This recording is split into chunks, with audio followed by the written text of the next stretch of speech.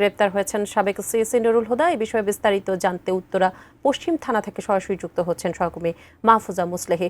মাহফুজা মুসলেহি, কোন মামলায় তাকে গ্রেপ্তার দেখানো হয়েছে একটু বিস্তারিত জানাবেন। ওসি সাহেবের সাথে আপনার কথা হয়েছে কিনা?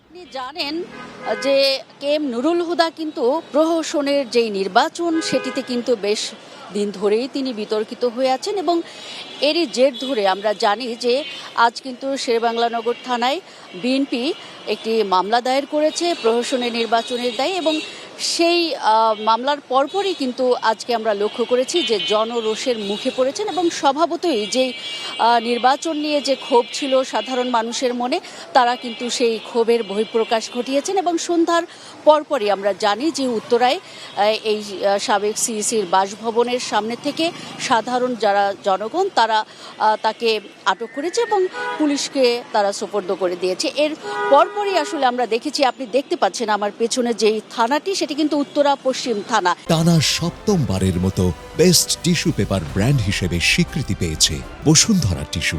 এই থানায় আসলে এখানকার যারা পুলিশ রয়েছেন তারা তাকে নিয়ে এসেছেন এবং আটকের পরপরই এখানে গণমাধ্যম কর্মী যারা ছিলেন তারা কিন্তু কথা বলেছেন এখানকার ওসির সঙ্গে। আমিও কিছুক্ষণ আগেও কথা বলেছি। তিনি এখানকার যিনি ওসি হাফিজুর রহমান তিনি কিন্তু জানিয়েছেন যে গণরোষের মুখেই এখানকার যারা বাসিন্দা ছিলেন এই উত্তরায় তার বাসার কাছাকাছি একটা জায়গা থেকেই মূলত বেশ কিছু ক্ষুব্ধ জনগণ তাকে পুলিশের কাছে সোপর্দ করে এবং এই থানায় নিয়ে আসা হয়েছিল।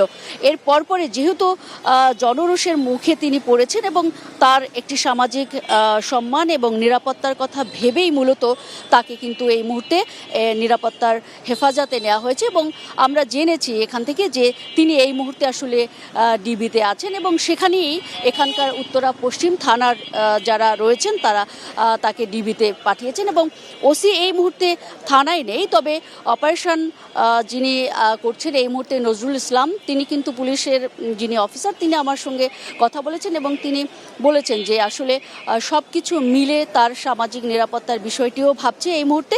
এরকম একটি অবস্থার মধ্য দিয়ে আসলে আমরা জেনেছি এতক্ষণ কেএম নুরুল হুদার যেই সবশেষ অবস্থা।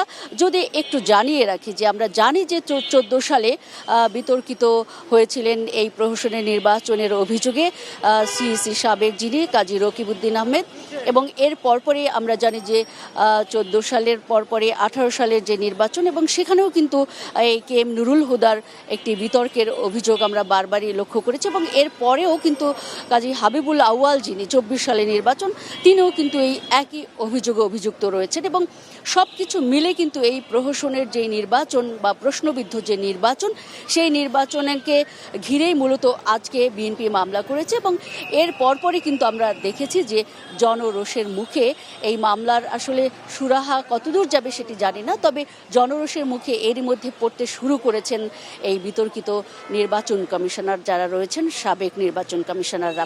এই ছিল আমার কাছে সবশেষ পরিস্থিতির খবর এখানকার।